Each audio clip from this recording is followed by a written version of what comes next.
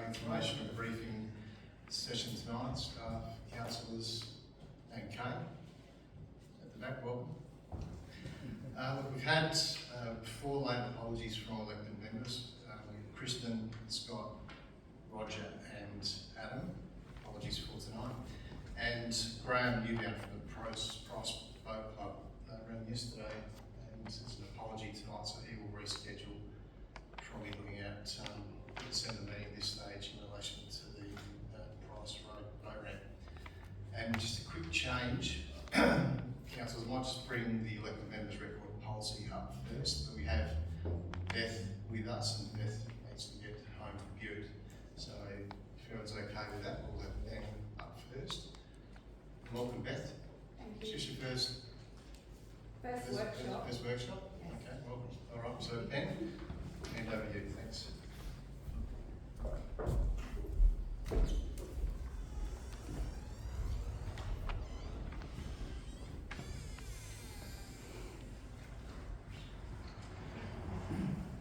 Evening. So as we committed, we'd bring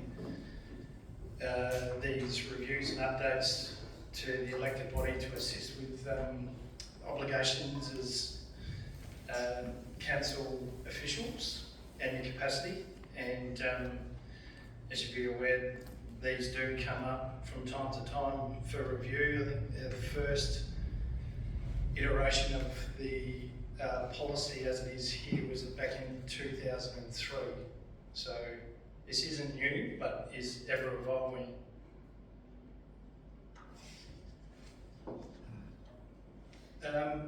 Look, there are several key record management documents which relate to your roles. The records policy, as you see, the 063, we've merged the previous spot records policy and the hard copy source records policy into this consolidated one. As you would be aware, we have numerous policies and where we can find some efficiencies within it and it still assists with our obligations under the Act, we'll do that.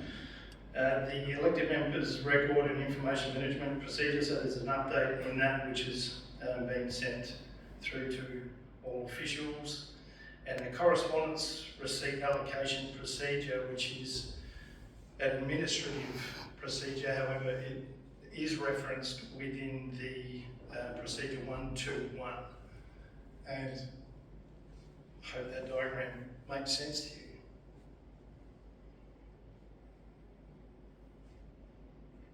Feel free to stop me whenever you like and ask any questions, and of course we have Beth and Corinda down in the stalls there to assist. So, look, the State Records Act governs the obligations and responsibilities of council in relation to the management of its official records, and under this Act, each council has an obligation to maintain records in the custody in good order and condition.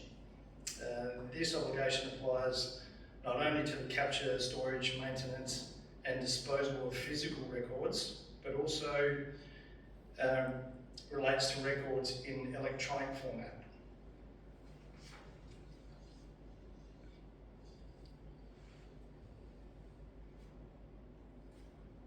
Next slide, please, Ellie. No joking. So, relating to the policy, this document applies to all council business, and as I said, including electronic business. It concerns records which are created, collected, processed, used, sentenced and stored and disposed of in the conduct of official council business. It applies to all of us, as in elected members and staff. Audio recordings of council meetings, as well as committee meetings, panel meetings, information briefing sessions, deliberation panels fall within the definition of an official record for the purpose of the Act and must be preserved in accordance with the correct records management practices under this policy. Where the audio recordings are digital, copies of that file must be forwarded to the records unit, our lovely Beth, as soon as possible after they have been created. So this is something that may be new to some of the elected body, but is something that has been in the framework of the LGA with citation from, I think it's Woolman's lawyers, which is included in the update to our policy. Any questions so far?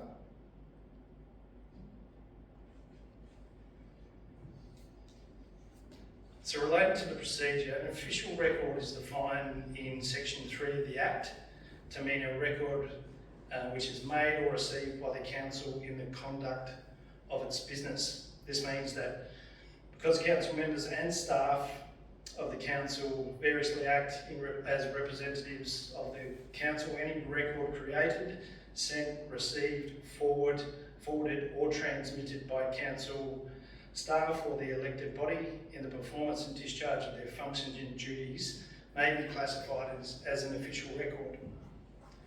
That said, however, records that are merely transitory, temporary, personal and private in nature fall outside the definition of an official record. So don't feel as though you need to say everything in summary.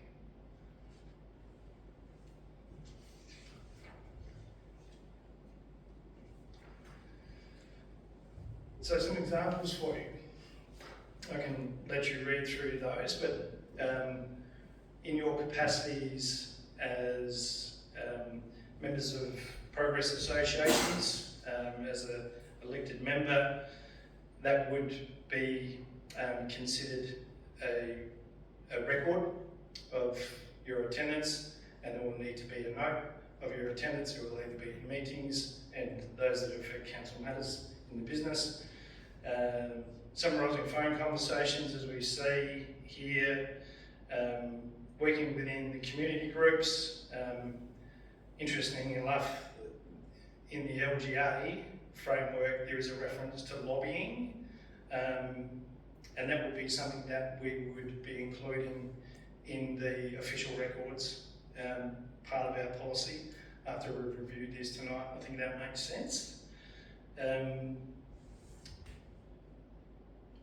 think there's anything else in here unless you want to stop me asking further questions. Otherwise, I'll just keep going on. Just about the attendance of progress associations, is that what you're talking about? When we attend on behalf of council, we should register that we did attend? Correct. Okay, I didn't understand that. No, and this is why these workshops are important for the obligations of when you do go to those meetings. If there's areas in the agenda which do concern council, which is in your capacity as a serving member, that should be noted as well. Okay. Can we just forward the minutes from the Progress Association to records? I'll go into what is actually required as a file note in the next couple of slides. That might help you. But if it's anything that is, as I said, regarding, say, a Progress Association that has a caravan park, and there's going to be a request to council to do some improvement on the road or the fence line or something along those matters which concerns us in a financial capacity, that should be noted down there if it's not noted in the minutes.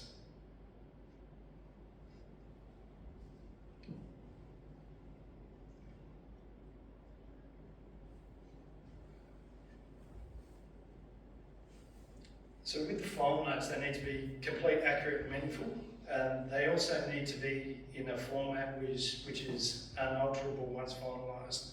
So that being, if it's created in a Word document or otherwise, then it needs to be saved into a PDF document and forwarded through as such through records. If there is no application on your hardware that you're using, then the records team will make sure that it's recorded as such, as a PDF and transferred from a Word document. It just needs to be noted within that communication with the record staff.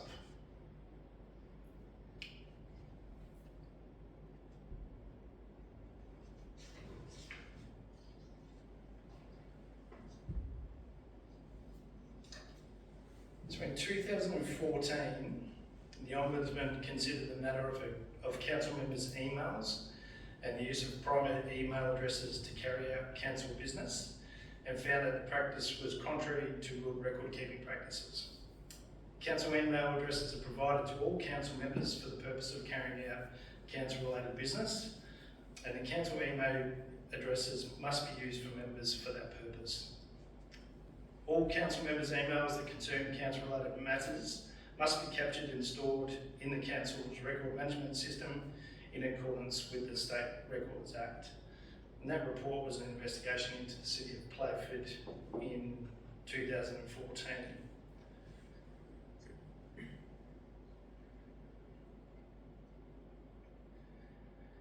So council staff and council members, council elected members, may have telephone or face-to-face conversation at any time on a variety of matters, as you know. Some conversations may involve the relay of information or involve matters of significance to the conduct of council business. These conversations should be documented in an appropriate format, as in a file note, and we'll get to those in the next slide.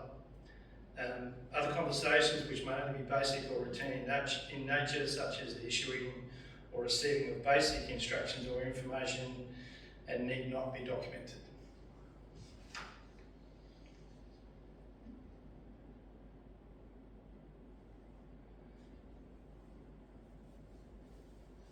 So further to your obligations and responsibilities as went way too far. Where are we? This is the one. So here's some examples, and I can't read it on that, and I'm going to take off and on, of when you as elected members must create a record that, and I think it makes complete sense. Let me know if you've got any questions regarding this slide.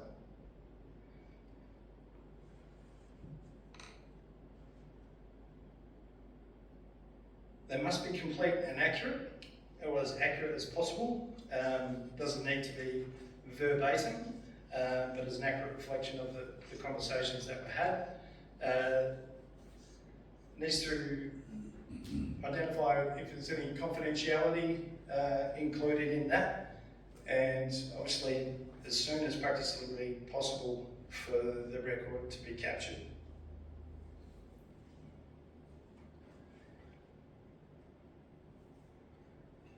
So within that record, here's a list of what you can take away.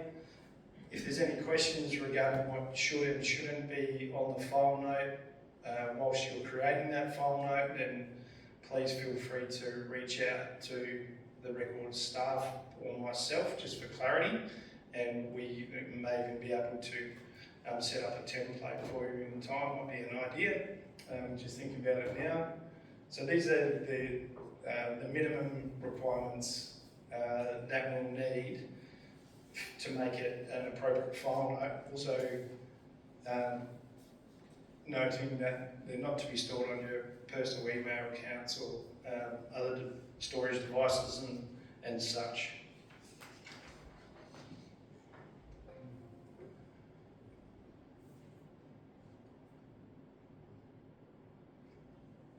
All right. Done with the dry stuff. Bit of Q&A. So if you receive an email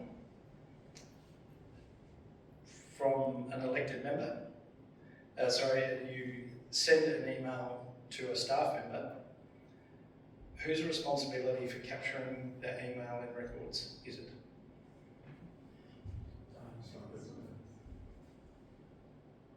Staff member. An email from an elected member to multiple staff members.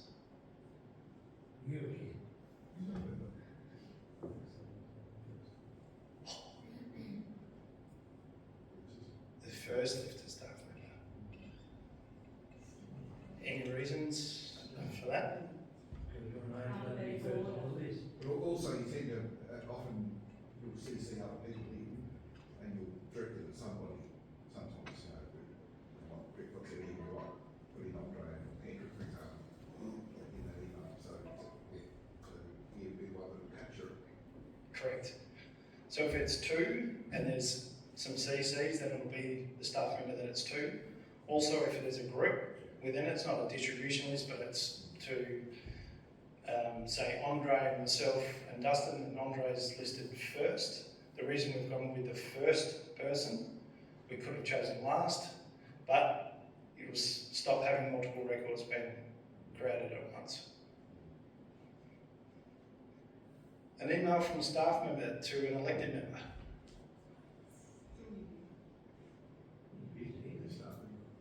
We're busy. An email. Nobody told you this, did they? When you put up your hand? Was it, really? I'm going to spend all my time doing all these records? Yeah. An email from one elected member to another elected member or elected members.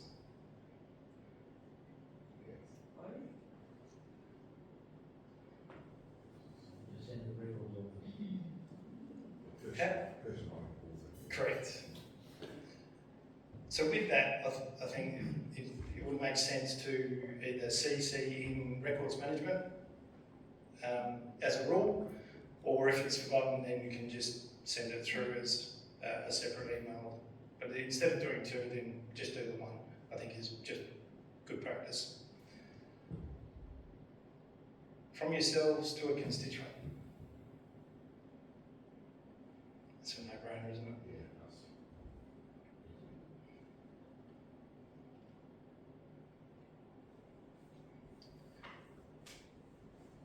The other way. Hey, There's no issue that was you, Alan. to be CC in records if you email your constituent. Is there a? There's one time I did CC. Well, no, one time I did CC in, and it was we both wrong thing that I included it. So I'm not like doing send too many emails. Yeah, I think if you reference our obligations under the State Records Act would probably be the best way to respond to that. It's not as though we're doing anything suspicious. I think if you do a blind CC, that would give suggestion that you're not being transparent, that you're putting it to records is another way to look at it. But then if that's true also, if that's quite often, sorry? Quite often I forget to do it until the end of the conversation, and and then I'll just forward it all in, or I'll also forward some of it in, and Beth will email me back and ask, could you just send the rest of that document, please? And look, we trust yourselves in knowing the person that you're responding to, and you think if it's going to be inflammatory for whatever reason, then don't do that. That's your call. But after it, if you can forward it through to records manager just for collection, that'd be appropriate. Oh, you've taken away my name. That bottom one's an interesting one. An email from a constituent to multiple elected members. Same principle applies to multiple staff members. The first person on that email chain, sorry if it's alphabetical, they usually change a little bit that I've noticed just through the review, but yeah, that is an obligation. Sorry. Is Andrew's email address still capturing records? Because that used to be the case, that if Andrew was either the recipient or CC'd, that was captured. We would say that. Yeah. So, because, for example, when I go to a Progress Association meeting, I'll email Andrew with the whole list of things that we might need to follow up, and then Andrew distributes that to the appropriate people, but I don't put in records because I was of understanding that it was already captured with Andrew in the email. I think that's your current practice, isn't it? Yep. Which you go. Do you want those emails captured at each point in that thread? Like if it's something that I think is going to get multiple responses, do we want to send it to records at the beginning and then at each stage? Or are we risking, I guess, not capturing it by then doing it at the end? Because I guess that's a bit of a habit of mine to kind of capture the whole thing in one hit, so then Beth doesn't get 15 emails. Yeah, and I think you raised a really good point, then too, Kylie, is that it can run the risk of, if it does peter out and doesn't continue, or it jumps to another communication stream, which happens from time to time, like a conversation is picked up with a different subject matter, and therefore it ends and you forget to save the other record. And that's, you know, that happens from time to time when staff have made that mistake as also. But I think it would make sense. It's not going to blow out the storage system in whatever way. So if there's a continuous link from each and every response to that email communication, I think that makes sense. Might be a silly question. Ben. This seems excessive. With all the government roles I've been in, why isn't the system automatically, like with the statutory, Commonwealth statutory company I work for, any email we send from our government email address is captured. And anything we put through that system is subject to freedom of information. Why are we manually doing this process? Why isn't the system automatically doing this for us?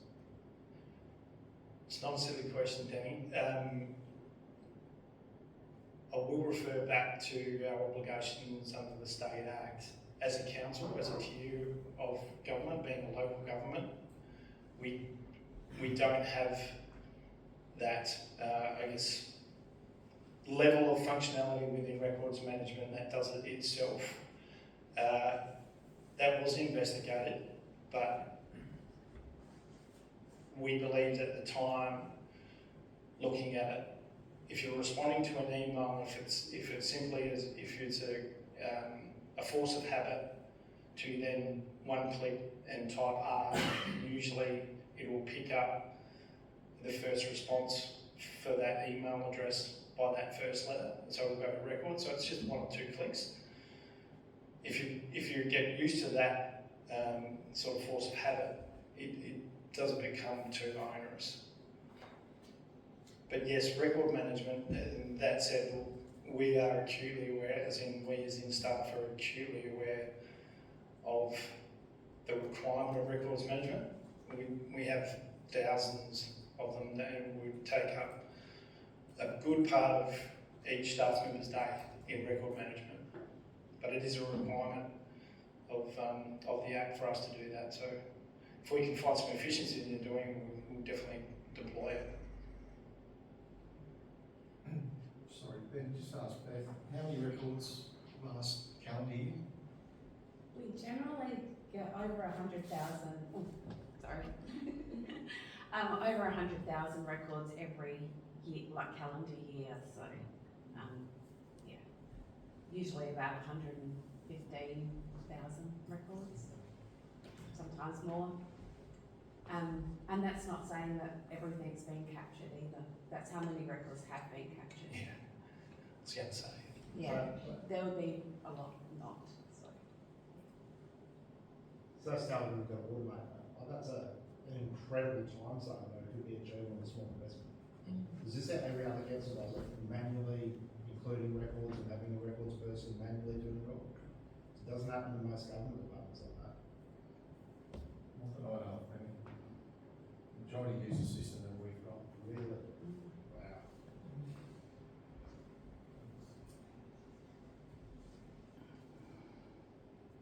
I'll ask the question through the LGA. Yeah.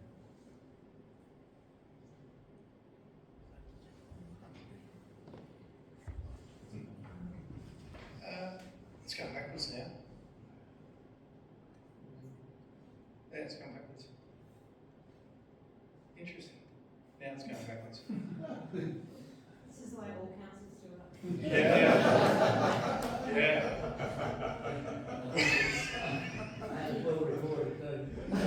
We've been bugged. No, that's. Yeah, what's going on? There we go. It's got one on its own. Been corrupted. Look, just some definitions for you. We did touch on it during the presentation. These are citations which come from the policies and procedures which have been distributed to you in draft form. So they are easily accessible for you in there. I will say just as a result of tonight's conversation, I think we will look at efficiencies, but we will also look at the reference to the lobbying and the obligations for us to record those communications and conversations accurately and efficiently. So that will come in the next form of the draft policy after tonight. Any questions? Just a thing, Ben, last week I came up here to a South Australian Tourism Commission board meeting. I met with some tourism accommodation people were here as well with them, and I came up here as councillor but I didn't actually ask anybody, can I do that? But that's the capacity was still there.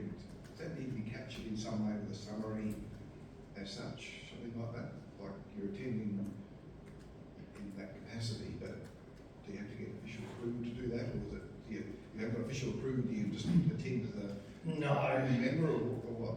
No. Question I have is that, and you don't need to go through Andrew or whoever for approval to attend those meetings, and law of common sense prevails. Was there staff members that were there at the meeting? I think Nick and Brooke would have been there, or either of them. With Nicole, she's still there, council, Nicole Page.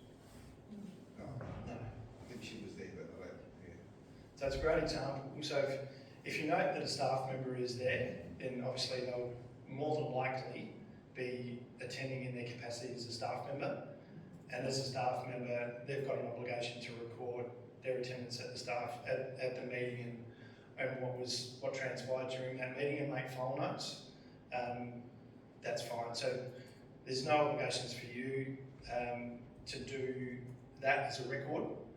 Unless, however, you're having a conversation with the SATC and the SATC members bring up with you personally something which may have an undertaking to do with council as a business matter, then certainly have that as a file note, because the staff member won't know in their capacity, but yeah, that would be an obligation for you to capture that file note.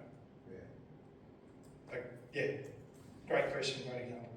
There's only one other thing I was thinking of in relation to that, and it's not so much a record for these purposes, but for our insurance. I believe we're meant to be capturing just in our calendar where we've been on council business. That was in our training initially, just so that there's a record. Insurance coverage, yes. Yes. So Business. from that perspective, I'd just be putting it in your calendar so that there's a record of where you've attended. I mean by that, on the agenda, there's a council, like you have the mayor and the CEO with 18, there's no, not there. Just in your normal Outlook calendar. So if you go across from your inbox into your calendar, you can just put in there where you're attending different meetings. So I just put in like progress. Okay. It's good practice, actually. When you start to look at And you didn't touch on, which is probably the piece I'm most interested in, is verbal conversations and recording those. To what extent do we got to do that? I understand what would and wouldn't be recorded around decisions and advice, and I get that, but Yeah. in terms of, say, what you're suggesting, we have a phone conversation, where there's some detailed discussion that needs to be recorded, we then write an email and send it to. Would a recording of the phone conversation be a more efficient way of doing that, or acceptable, if that was attached to an email? I guess you would need to first seek approval from the person on the other end of the phone that it's recorded. Yeah, okay, and that's fine. Yep. Send that either as the audio file or a transcript. Yep. I mean, for the vast majority of the times, it's probably when you're getting a request. I think Tanya sort of mentioned that before, and Tanya, you've done it, Richard, Trevor, Nick, Kyle, you've all done it, so we'll just had a phone call from Mr. Smith. He's got issues with X, Y, and Z. Passing this, can you keep me in the loop? I'll respond, no worries, send it off to Ian and Andre, and it's all recorded that way. I mean, that'll be 95% of the conversation.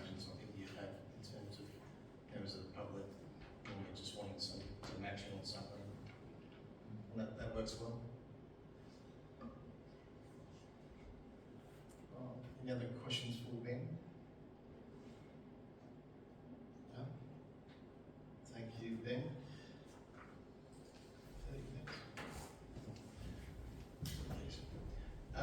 Andre and Ian, just come up. It's going to give an update on the scope of works for Maitland Main Street, and then I'll have them continue in relation to the waste management policy afterwards. Just leave Justin to ask some questions to the Millerton Caravan Park. Details. So, Andre, all up to you.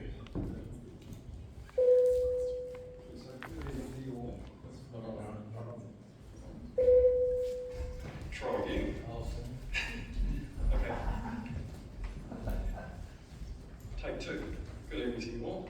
So, Ian and myself are going to, mainly Ian, I'm just going to do a bit of an introduction, give you an overview of what we're seeking to do along Robert Street in the main street of Maitland as part of, I suppose, a revamping of what was originally a project that was meant to serve as a major revamp and upgrade of the streetscape.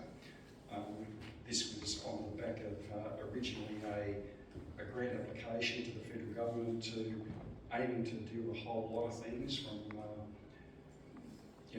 looking at the functionality of the street, the aesthetics, the usability, with pram access, all of those things, but that wasn't meant to be. That doesn't take away from the fact that we do have issues in that main street, and the community have sounded those out long and loud in the past, particularly on the safety side of things. If you go for a walk along the street, you'll find that, for one, I suppose the number one complaint about issue is plain trees and just the mess that they make. For council to not only clean up, but for the community to just slip on, for argument's sake, with leaves and the like. Those plain trees, if you've taken a look at the street, you'll see how invasive the root systems are, how they've ventured out, lifted the curtain channel, lifted the median surrounding the trees, lifted the pavers on the walkway in places. And what that all means is that if we just leave that the way it is, it becomes a serious risk to council for people maybe having accidents and then claiming on public liability, etc. So where Ian and I have targeted, or will be targeting, what works we can do this year, it's all about functionality and safety. I say safety in the sense of for people movement, just what that means. And Ian can talk about that a little later on, but also functionality, right? Drainage, curb and channel has to shed the water, not be an impediment like it is at this point in time. If you go and have a look once again, you'll see because the root systems have lifted the way they have, there's areas that form dams along that streetscape. So look, there'll be certain things that we do over a number of blocks. I'll pass that over to Ian now to elaborate on that. But fundamentally, the takeaway for you is that what we do, it's focusing in on safety and it's focusing in on functionality. So over to you, Ian. Thank you, Andre. Okay, so this is a overall map survey of Robert Street. The areas we're going to be focusing on initially for our upgrade is between Alice Street and Samuel Street. We refer to that as, I guess, the shopping precinct. So we've got the shops on the eastern side here up to the bakery, and we've got the pub and the hotel here, and then we've got some local shops up here.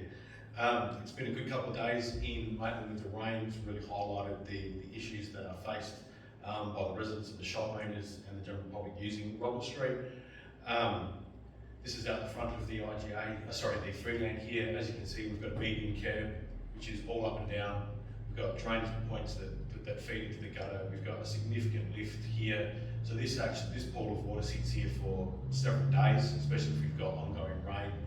And it repeats itself as we head down the street. Everywhere where we've got these protuberances, we're ponding water, and we've also got significant root activity. There's a big root that comes along here, it goes all the way to property buildings. as we sort of move down. It's a situation that's repeated on both sides of the road.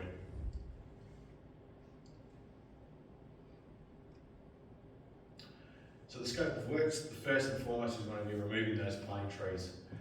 Then once those are pulled out, we're going to replace the curbing. Now we were talking initially about doing essentially an inspection and replace individual pieces of curbing where it's lifted.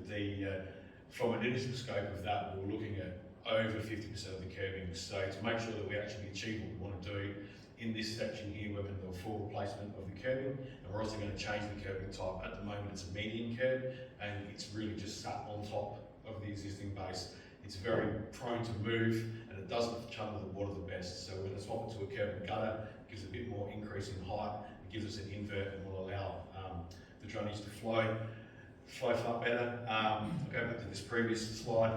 What we're also going to do is we're going to incorporate new trees in here. We're going to bring the protuberance all the way out, and we're going to extend the curb and gutter to what we call a spill out curb and gutter. It essentially changes the angle of the gutter from an infall to an outfall. That will enable us to channel water into the tree pits, and we can turn them into essentially mini retention basins to try and just get the water off of the road, and rather than have it send down the gutter and give us a nice wide gutter flow that we get. So that's step two. And then obviously we've got all the tree roots that we'll be going around and localise, lift and relay of the pavers. The pavers on Robert Street are actually in quite good condition. There's a few crossovers where they're a little bit cracked, so we may have to do some replacement there, but generally it's going to be, we've identified some areas, we'll lift up the pavers, we'll remove the tree roots, re-screw it, put the base back down, lift it up to match the new height of the curb, and make sure that we've got a nice, safe, traversable surface for users. We'll do some minor upgrades for the drainage. That will essentially be where the choke points are in the garden beds. We'll make sure that we get those pipes cleaned, the culverts cleaned, and make sure that the water has a smooth, unimpeded flow path into those pits to, again, reduce the possibility of flooding in those heavy downpours. Community involvement. We're obviously going to replace the trees. We'll seek community, and essentially the shop owners' advice as well as to what sort of trees we would like to put in there, making sure we've got root barriers and those sorts of treatments so that we're not going to end up in a similar situation that we are. Again, depending on the available budget, we can look at some upgrading some streetscapes. Do we upgrade the garden beds, put in some extra seating, those sorts of stuff that were sort of identified in the grant application for the federal funding that we weren't successful for. So at the moment I've got a curb design which is underway. I'm hoping to get that fairly quickly so we can go out to tender and get some pricing and know where we sit on that. I've got quotes received for the tree removal, so the first thing that we will see happening on site is the removal of those plane trees. And again, preliminary costings, once the curb design is completed, then we'll go out to some community engagement to find out what the community and wider community would like to see on Robert Street, and come up with our plan from there. And didn't we have some designs already? We have a concept design, but it was changing protuberances, so the curb lines have been brought out. So there's no vertical design of it, so it's really not a huge benefit. For this, there may be some of the drainage we can glean off of it, but again, they haven't didn't get to the point of them doing the vertical alignment, so levels haven't been. No, I didn't go to that extent, I know, but there was a general design of, where we placed trees, so it was better parking, etc. So we'll glean what we can off of that to try and give it as best result as we can for the money that we've got over those blocks, and then if we've got any money extra, we can potentially look at expanding it up the street in future financial years. Thanks, Ian.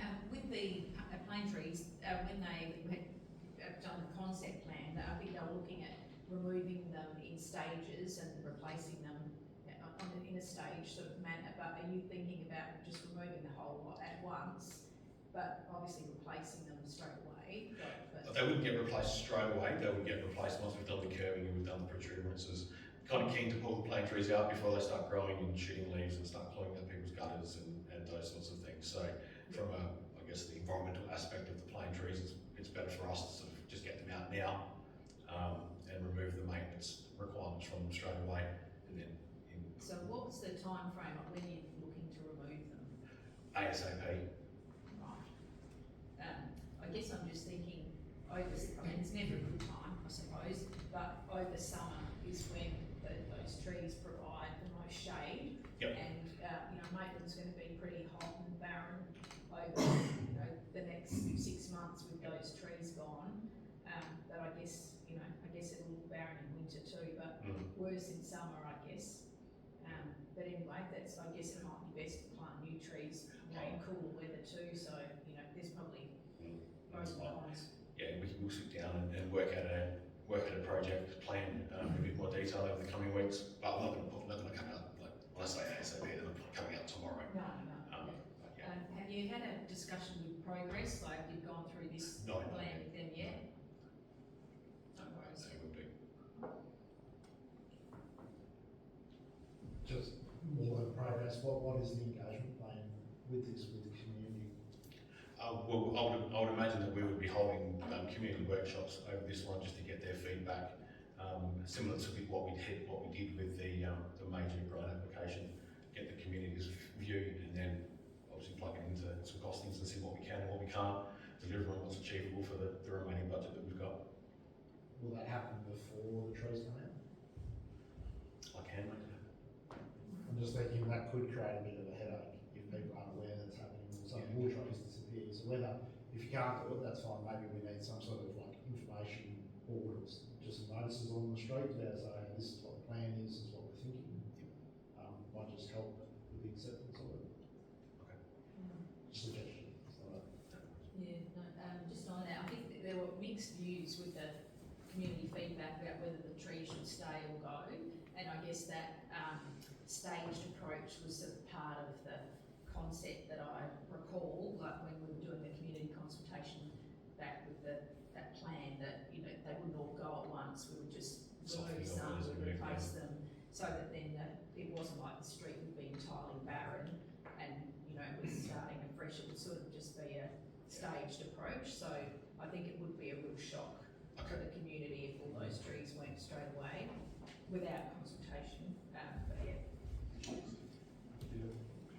One thing to be mindful of is just the fact that we've got a much smaller bucket of money that we're trying to work with now, right? I think Ian, when we allowed for carryovers of other funding, I think it's a bit over $900,000 is about the budget that's available this financial year. It's a matter of what can we do for that does hark back to and fulfil those aims that I mentioned a little bit earlier about safety and functionality of drainage. So bottom line is that it's no good, I don't believe it's any good sort of starting, trying to rip out the trees over the whole length of the street, ideally, and then find that you've got no vegetation in place for another 2 years because you can't fund the whole lot. And what's more practical is that we'll probably be trying to identify what maybe embellishments that the community might want to have over and above, but try and make sure that if we tackle something, we tackle it a block at a time. So it might be that we've got enough money for 2 blocks, right? We'll let the community know that we're focusing on the blocks maybe from Alice Street down to Elizabeth Street, and then from Elizabeth Street up to Samuel. And if you allow for that, then okay, we can do X, Y, Z, we can fix up the drainage, we can put the trees in, we can cover some, a few extra things, but I'm of the firm belief you've got to try and finish whatever it is that you're going to target in that block. Definitely, yeah. One of the problems that we had been raised years ago was that the utilities that might be near the root system, so SA Water and Telstra cables and those sorts of things. Have we identified that we can work around those things? Because that was one thing that was sort of a roadblock for us. Yeah, I'm currently working with SA Water to I guess determine what the impact of the jobs are. Until I've got the curbing design, they're sort of a bit remiss to sort of say one way or the other, but you know, we are definitely got in conversation with them.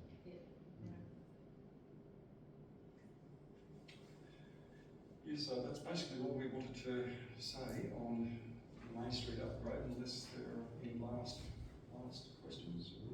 All good? Okay. So, the next thing we will look at, or walk you through, is a policy review. So,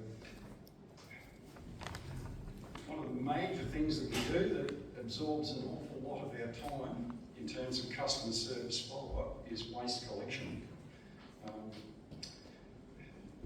We've got a current policy that is well and truly out of date, and has been, I suppose, evolving over a number of years in terms of just what the community seems to expect of council to do. We often get questions, my EA, Karen down the back there, she often gets questions funneled through to her from customer service about, okay, what can we do in this situation? And what that has translated to over time is a series of procedures, and sometimes those procedures are a little bit at odds with each other. And the other thing too is that the community seems to morph a little bit and flex a little bit in terms of what they want at certain times of year, like particularly during holiday season. There's a bit of a push by some parts of the community to have more bins offered, etc. What I would suggest to you is that there's a limit to what council can do. So what we've done, the approach that I've taken in this review, and this is a full review, this is not just a quick read over it. We've looked at everything that's in the current policy. We've looked at streamlining the processes that we have. What we have very much looked to do is also not change the level of service. So what you perceive as the current service of weekly bin collection, the red bin collections, yes, that will continue. Your fortnightly yellow bin collection, that will continue. Your green waste bin current frequency, that will continue. So we're not seeking to change the level of service. We're not seeking to change the level of offering to the community in terms of bin allocations. Ultimately, if you do that, there's a price to be paid, and there is ultimately a practicality issue if you want to try and up the levels of service, because it's not just a do it once or do it for a small time and then, because these firms that we do engage with, Veolia and the like, those people, they have to capitalise, they have to buy extra plant, they have to buy extra trucks.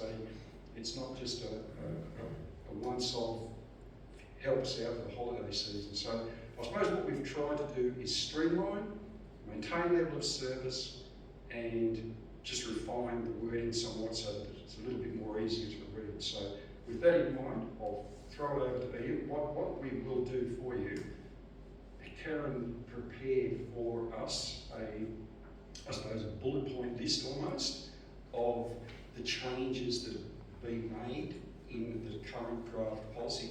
We have sent that through the network to the council, so you should have loaded up on SharePoint, right, the current draft units track change form, so you can see where those changes are. But certainly when it comes to the council report, you will find that we will talk to those individual changes, and now what Ian will do is just walk you through some of those changes. Thank you all.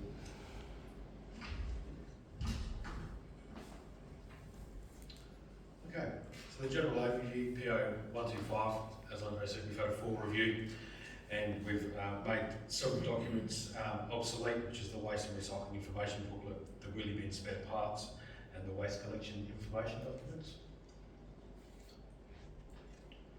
So into the nuts and bolts. So we've changed the title from waste and recycling to waste management services, which covers all of the waste services we offer. The owner has been changed from the CEO to the Director of Assets and Infrastructure Services.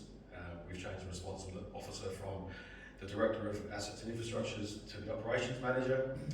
The policy objective, we haven't changed that. We've made no changes to the scope. We have moved the definitions to an attachment and placed it at the end of the document, and we've updated the policy statement and made a few references for progress associations, special events, damaged bins and not service bins. I'll touch on this again in the next slide. The removal of stolen bin information, as bin security is the responsibility of the property owner or the occupier, as per the policy statement. So the fees and charges section, we've now made that quick and easy to follow with a reference table and subheadings for more detailed information for each of the services. This is the significant one here, is the next point. We've removed the option for people to claim via statutory declaration that their bin has been stolen. Damaged bins are responsibility of the owners of the occupier, and in the 23-24 financial year we had 60 bins that were given at no cost to property owners due to their bins being stolen or missing, and along with 381 new bins which were allocated at no cost to the ratepayers due to no dwellings. I haven't got the figures for last financial year, but I would be surprised if we didn't have more bins, simply because of the budget adjustments I had to do at the end of the financial year. So there's definitely people who have worked out that if they leave it out on the side of the road and it goes missing, they can just sign the stat and come and get a free one from us. We've also we updated 4.2, 4.1.2, 4.3, which is to clearly advise the entitlement of additional bins for residential properties. 4.4, we've updated it to clearly outline the entitlement for the bins for businesses, industrial, commercial premises and progress associations. For complaints, we've updated it to read that if complaints can't first be remedied via the contractor or related to the policy, emails can be made in writing to the operations manager. Point 6, review, no change. Training, no changes. Number 8 wasn't in the policy. As per updated policy template, we've added that records shall be maintained as required by Council's policy records management. Point number 9, we've removed SF 176 and SF 032, as all application forms are now combined into one form. So these were the application forms if someone would like an extra red, yellow or green, they were all separate forms. So we've essentially just made them all into the one form now. We've made no changes to references and legislation.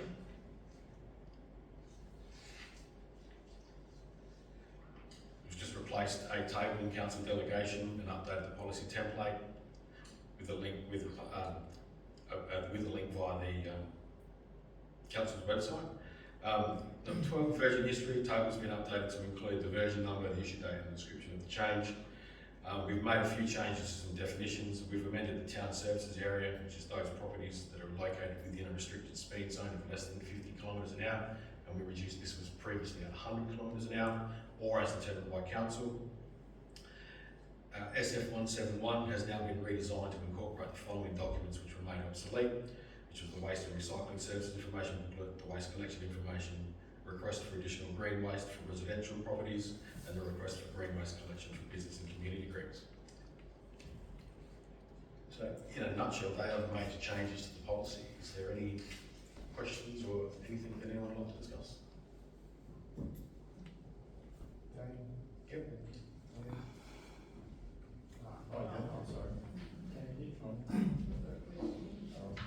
So just a suggestion, and this is sort of across the board with all policy reviews, where we refer outside of the policy, it might be tidier to actually just do that and leave it really simple. So we're already updating the section on council delegations. So across the board, that's actually pointing to the delegations register. Where we point to fees and charges, I'd do the same thing because it's already covered under that other document. So rather than adding that room for error within the policy and something that has to then be reviewed and updated, we can actually just point to that register because then that's already covered. So that would just be my suggestion across the board for all of these reviews. Just a question with regard to the replacement of bins. Given our population is around 12,000 people, and I'm not sure how many homes we've got and holiday homes, is 60 that many really? If we've got 43 towns and settlements, is that not an unreasonable amount that you might think you might have to replace? To be honest, I've never actually thought about that, and what would be the threshold for what would be reasonable, what would be unreasonable. Yeah, because I mean, the suggestion was that people have sort of got wind that they can, you know, sign this form, but I mean, there are people who are honest, that have, Correct. you know, honestly lost, or not lost, had their bin stolen, or someone's, you know, hit it with a car or whatever. So I just sort of think we're penalising people who, the good people, for, you know, people that might, you know, embellish the situation for their own benefit, but that might be the minority. So I just wonder whether that's a little bit harsh, like given our population, and if that's not really unreasonable. And then I guess if people think, well, I'll have to pay for a bin, then does that, you know, some people might think, well, I'll use someone else's bin, or I'll take the neighbour's bin, or, you know, will it lead to more issues potentially? Councillor, when you reply to that, I would suggest to you that, look, there's always going to be pros and cons whenever you make a change. Right? One can sort of say, look, is that change that we're suggesting warranted? You know, is there, should we have some, you know, ongoing leeway there? What I suppose just take note of is the amount of staff time that deals with this backwards and forwards and sort of soaking up, you know, valuable limited staff time on almost rats and mice issues, right? Where people get something for free and easily get it for free, it's too easy to just go and chuck something from you there and then argue the point and get irate and what have you, and all amount of, an inordinate amount of customer service time can be spent taken up on something that, look, if any other place I've worked in, people take responsibility, right? If my bin breaks a wheel, get it sorted, right? If the likes of Veolia, the service provider, is absolutely rough as and breaks something, right? You can take that up with them. You know, there's a customer service line there. I suppose if you try to keep things in terms of, I suppose, what we have to do, limited to reasonable responsibility being taken by, you know, the person who should be looking over things, then I think a lot of this goes away. But the easier you make it for people, the more we seem to get bogged down on minutiae issues. So, look, it's going to be one of those things. I mean, we'll put it forward in, you know, like in the report, and if that is something that you really feel passionate about, that you want to, you know, maintain in the policy, keep the status quo, hey, I guess as councillors, right, you'll have your say, and we'll implement according to what has been ultimately resolved. I'd like to see some sort of, I guess, some sort of discretion with it, because I'm just thinking if I put my bins out, which I have to do, so inside my own property, something happens, you go, that's fair enough. But if I put my bin out during the day, and then later in the day, say you've been out and come back and it's not there anymore, someone's stolen it, genuinely stolen it, you think, well, I'm complying with what I have to do to get the bin empty. It's not really my fault that it's been stolen during the day. Like, I know you can't leave it for days and expect maybe it might disappear then. So I guess if there's some discretionary component there that, I don't know, whether it's a police report or something that goes with it, just say it's genuine. Well, the current policies, they can either provide a police report or they can provide a stat deck. So the conversations usually go, my bin's damaged, or you're going to fix it, is it Veolia or not, or it's been left out on the side of the road and it's no longer there. Yeah. Through the course of the conversation, it comes out, well, you need to get a stat deck to replace it for free. The next thing, stat deck comes in. So, yeah. Well, that's not too onerous. No. You know, I think that's a sensible way to go. Yeah. Not too hard to put a That's stat deck in. That's what we're doing now. So, Yeah, I know. but you can still do it.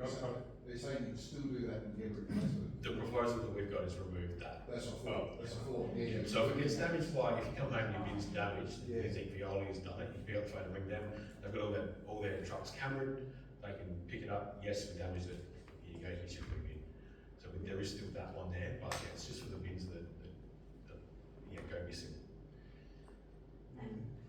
appreciate that it's not, you said it's not the fault of the people who put their bins out that it got stolen, but it's not council's fault either.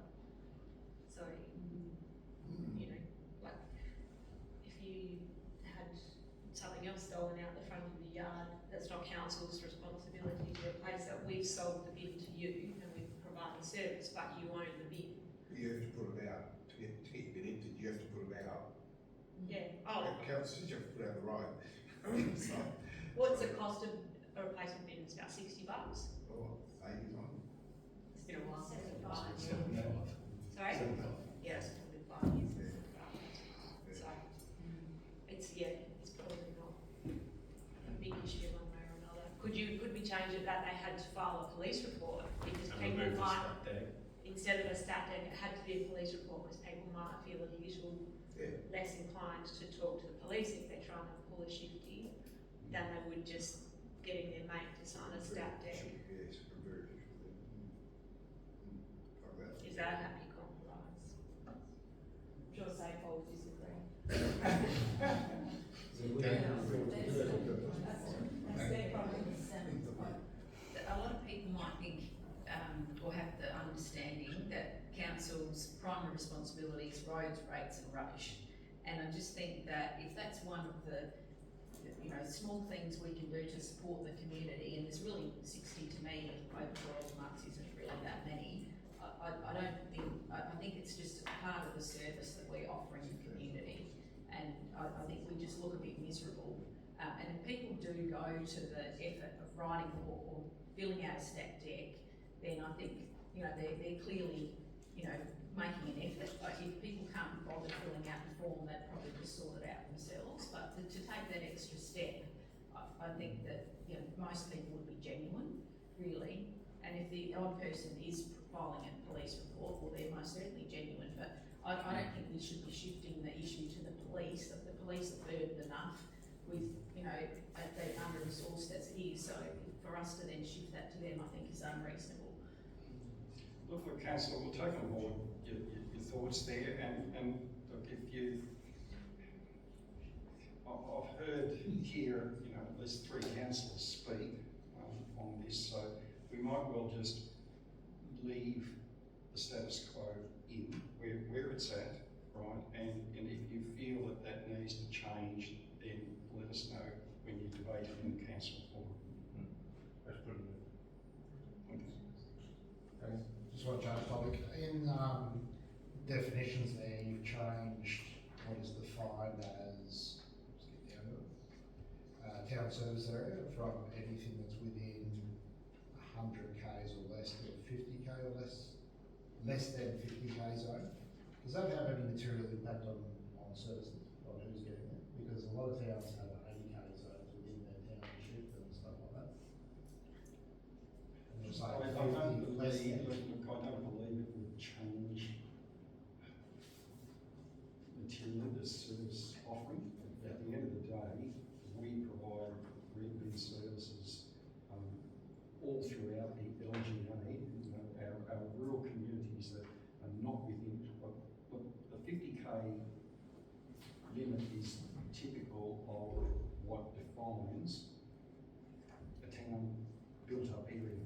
This is less than 50 k. So Less than 40 less than region. yeah, 40 k zone. No, well, it's meant to read, should read less than legal too. So we'll just have to change that. Yeah. So it doesn't mean that properties on the periphery of townships then become under the rural service area, which has a sliding scale, doesn't affect that. And anything that's like, you look at Maitland, yes, there's an 80k zone, but it's quite clear what is the township of Maitland, right? What are the streets, as opposed to sort of 5 k's down the road, the farmer, puts his bins to a waypoint, it's otherwise defined. So I think just where it was open-ended before, 100 k's, you sort of take your pick. I mean, I used to be shown maps of all over the place, and I thought to myself, look, how much time does staff spent dealing with issues that should be a little bit more clear? Would it be reasonable to make it 80 k's though? So, for example, in Ardrossan, there's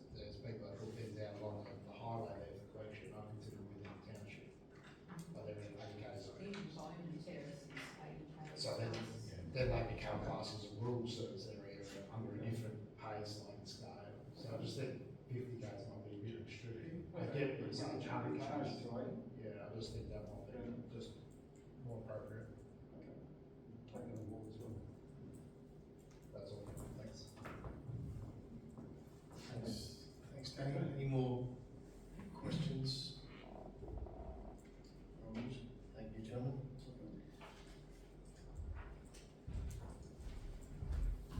Dustin?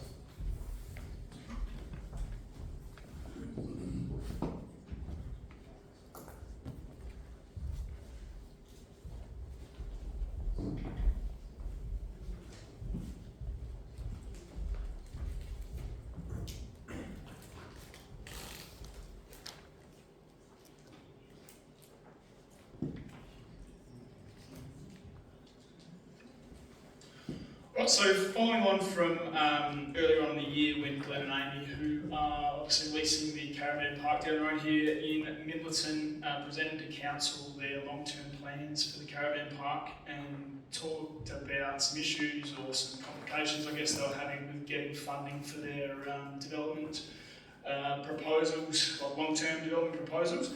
So in that workshop item they presented to council, they indicated they were interested in looking at purchasing the caravan park, which is on Crown land under our care and control. So Glenn and Amy have progressed a little bit further with their proposal and have discussed with the Crown Lands Unsolicited Proposals Department to flag their intention.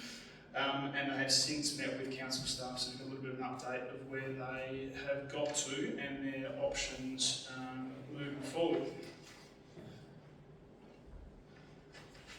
So there's two sale methods or two ways to purchase the Crown land as such for the current leasees. So one would be to progress directly with a purchase from the Crown. The alternative is for the Crown to sell the land to council and council consider selling the land on. So they're effectively the two pathways.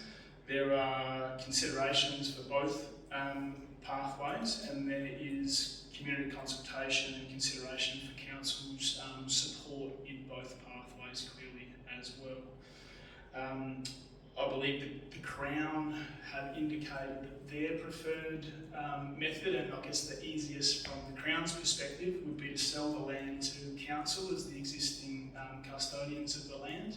There are some considerations in, I guess, their competitive disposal policies, which is the same as what council has to a certain extent, that there are some restrictions as to whether or not they can deal directly with certain purchases, which is again the same as if council were to purchase, and this is I guess in the consideration if council is actually interested in selling land, which that hasn't been decided yet, but if that were the case and council were to purchase and then on sell, we would obviously have to consider what our disposal policy for land and other assets talks about too, which clearly sort of looks for the best outcome financially for council if we're selling assets.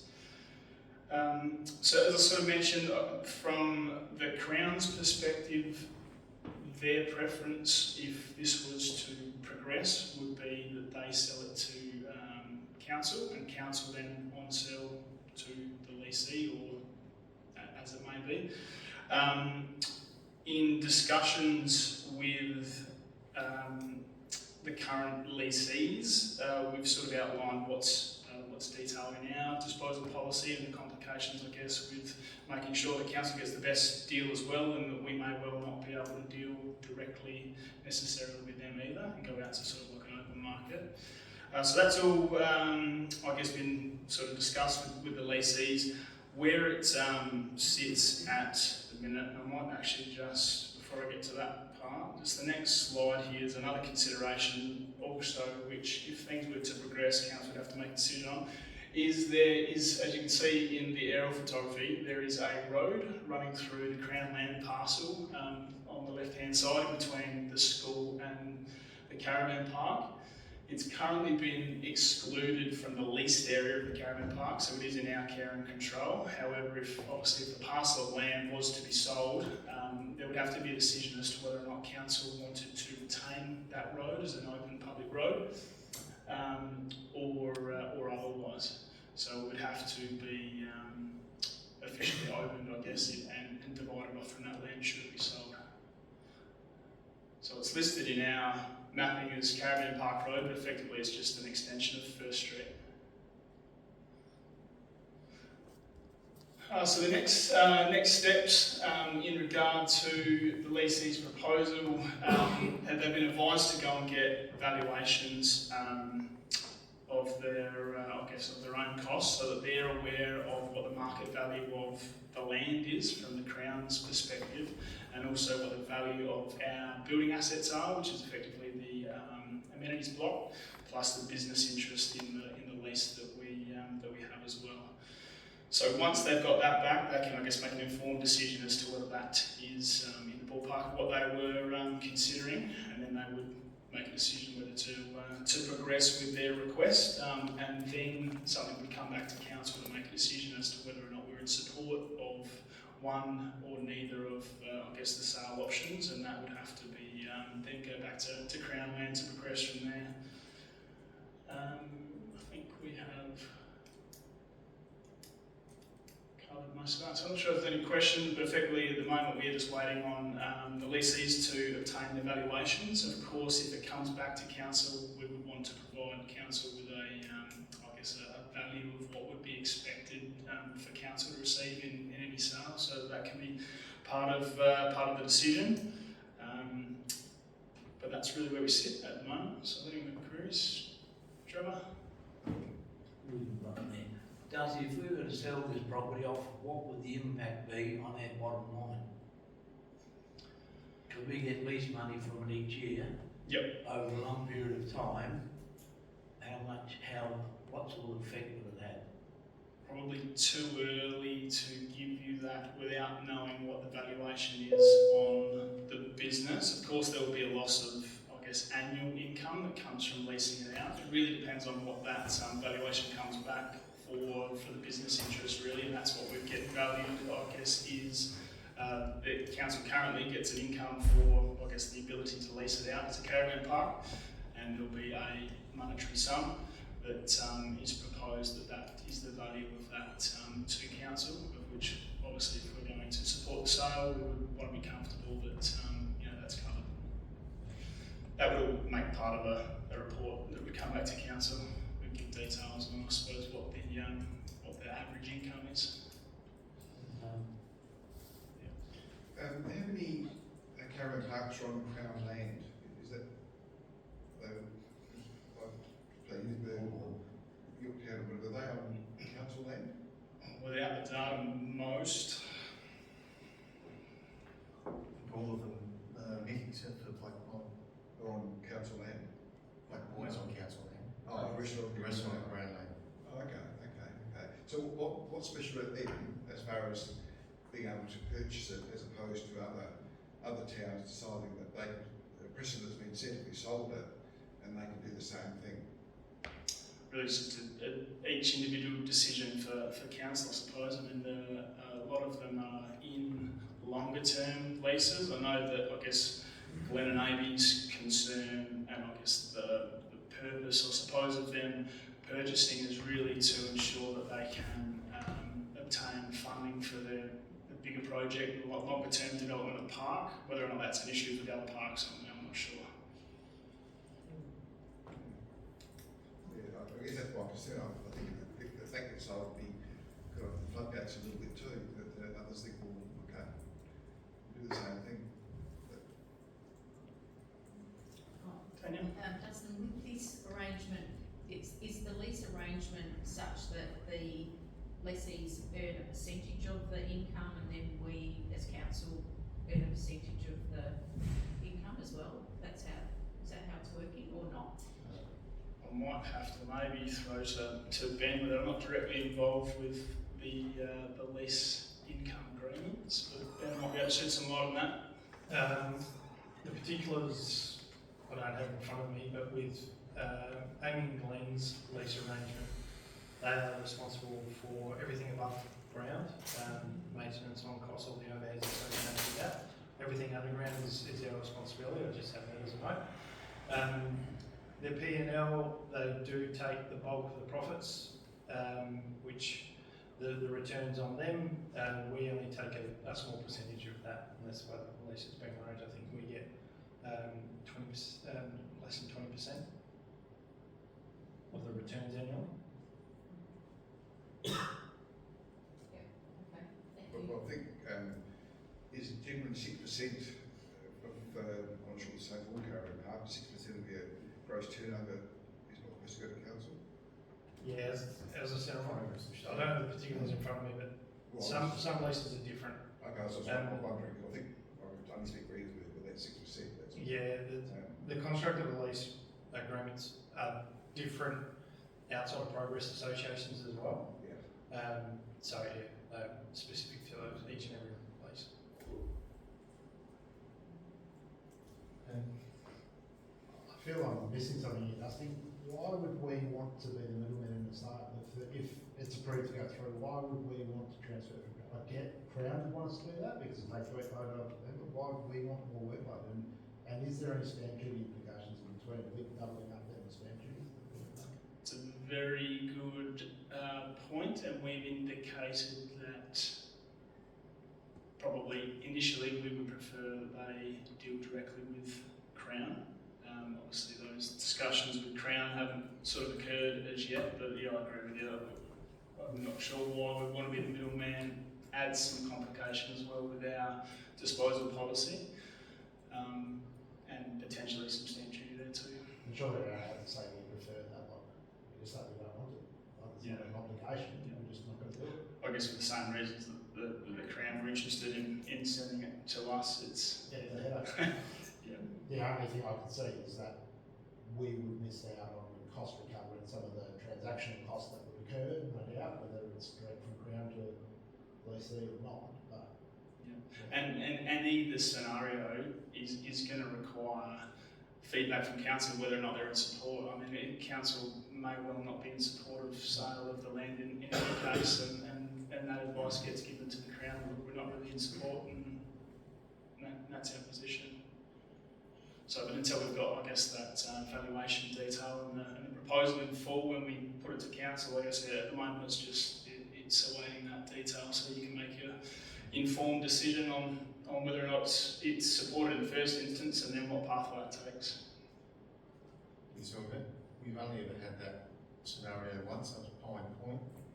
So same thing, the proprietors there came to council said yes, but that process took through the Crown a number of years. Not like, like it was, might have been ended up something like 5 years now, even before we got to the end point, and the assets had valued down to nothing from our end.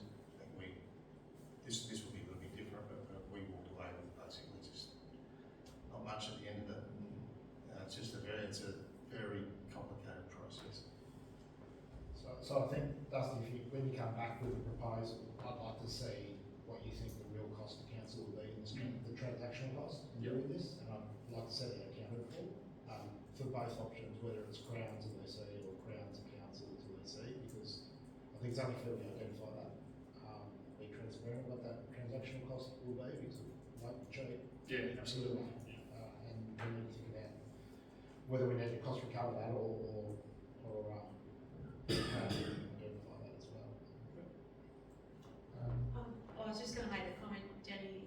In most of these situations in the past, any cost to council have been passed on to, so it doesn't necessarily impact us. That we'll be making the loss. It would be an additional cost to Glen Lane. I get that with direct out-of-pocket expenses that are easily identifiable. There's going to be transactional costs here of staff time, because there's going to be consultation fees, there's going to be contracts, there's going to be a lot of stuff that are indirect costs that often don't get picked up. I agree with legal costs, direct fees, that's easy to identify, but we've been told, since I've been on this council for a short time, I don't know how many times I've been told we're short-staffed, we're lacking resources, and this is going to be another job for the staff to do, and so we need to be identifying the cost of doing that that's incorrect.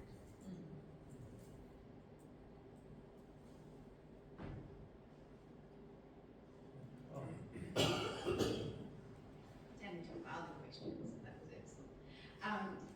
It might be early days yet, but has the school been contacted about the road situation and whether they have any interest in Not- how not- that goes there? No, not at this point. I guess the whole process really is awaiting the valuations going back to Glen and Amy so they can actually make a decision whether they'll proceed or not. I guess that's going to be the trigger for a lot of processes to follow, but there's really no point going too much further until they confirm that, look, they're happy with the ballpark valuation of what it will be, noting that those valuations would have to get redone down the track as well, closer to the sale, so that obviously we've got the Crown Lands policy is that the valuations that they consider get done after most of the process is finished, so the valuation is within 3 months of the sale date.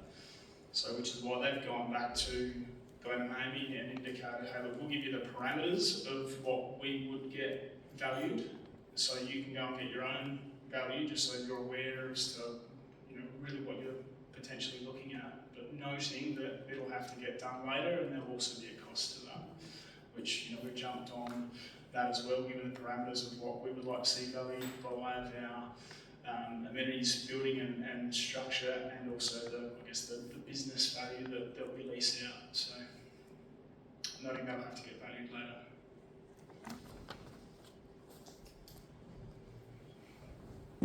No more questions for Dusty? Thank you. Excellent, thank you. Any general business?